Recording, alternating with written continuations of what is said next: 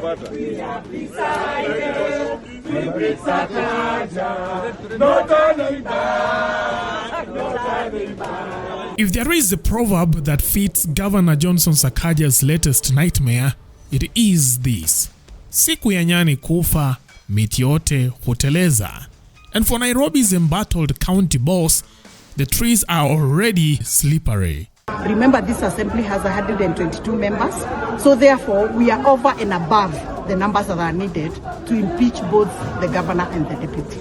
His political mastery, his famed charm, even his bag of tricks with the MCAs, none of them seems to be saving him from the impeachment guillotine now swinging over his head. Both the governor of Nairobi and his deputy must start packing.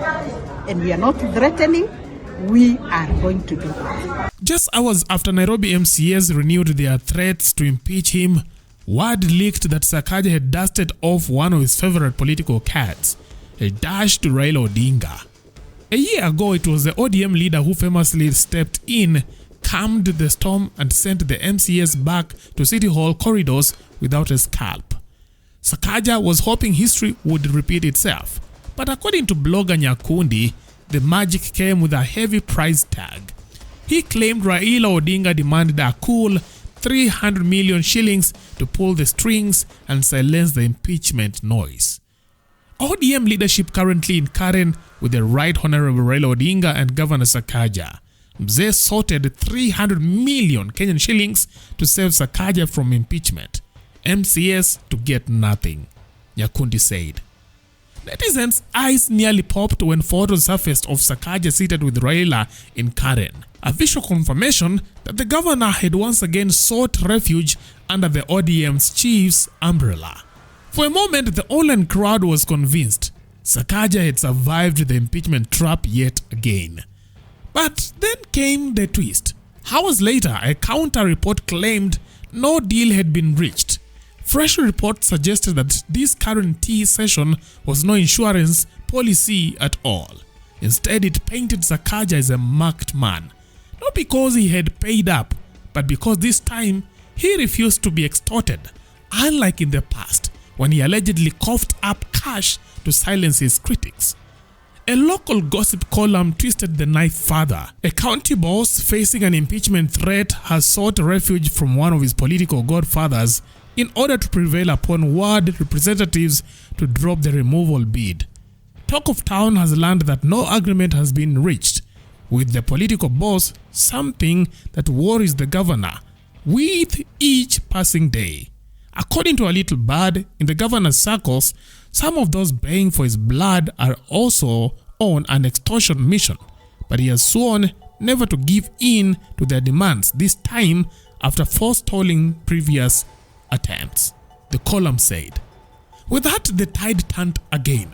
Online chatters declared Sakaja's goose not just cooked, but already served on a silver platter. And the numbers don't lie. Over 70 MCAs have already signed on to the impeachment motion.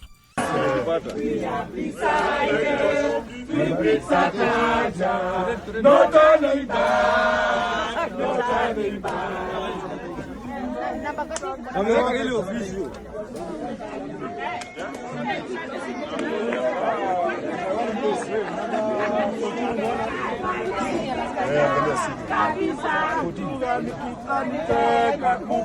The signatures were gathered during a Kamukunji convened by Speaker Ken Ngondi, where the chorus of grievances over stalled ward projects drowned out any talk of loyalty to the governor. We have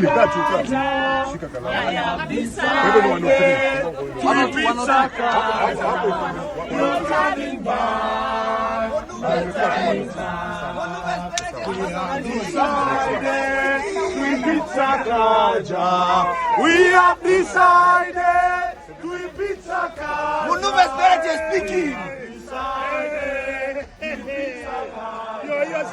No turning back. No turning back.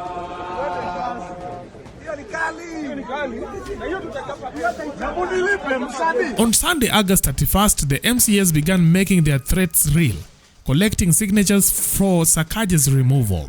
Sakaja, we have decided to impeach Sakaja.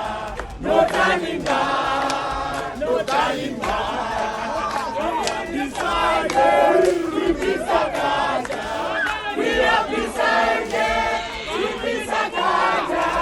We have decided to impeach Sakaja. No turning back. Now, the man once hailed as Nairobi's cool, tech-savvy, millennial governor is staring down the brutal reality of impeachment, with even his political godfathers unable or unwilling to guarantee his survival. The members are also saying that the governor is not in touch, completely in touch, both with the crowd and with this assembly, the members of this assembly. 3/4 of the members who make calls to the governor, he does not reply or call back to these members. So there's a question of communication between the executive and the assembly, and there is also the issue of his failure to come out on the issue of the broad-based government. He does not give direction on the issue of broad-based government. There are some issues that are supposed to be dealt with by the intergovernmental laws that he has failed to do so. So many of these things have not been implemented. The issue of motions, the bills that have been passed before this parliament, before this assembly, he has not taken any implementation step. And we are very cautious on these issues. That's why members came on board and they decided to discuss these things with the speaker. Which we have had several times to impeach the government. We finally got.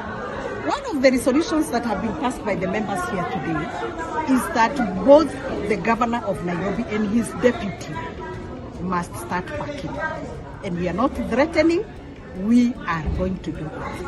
The collection of the signatures will go on as long as it is the speaker who has called the retreat. Members are free now to collect the signatures there. It is not the work of the speaker to collect the signatures, but the motion can be initiated by a member of this assembly. Yeah. Are you willing to do that? Yes, we are. We are ready like yesterday. I wish this resolution, we made it 3 or 4 weeks ago. We would be very far. Even if it means calling for a special sitting to deal with this specific agenda, we are ready to, and we're asking the speaker to call for that special sitting so that we can deal with that agenda. Yes. The question is, will he survive? What are your thoughts? Leave your thoughts on our comment section. That is it for now. Thanks for watching. Let's meet next time. Bye-bye.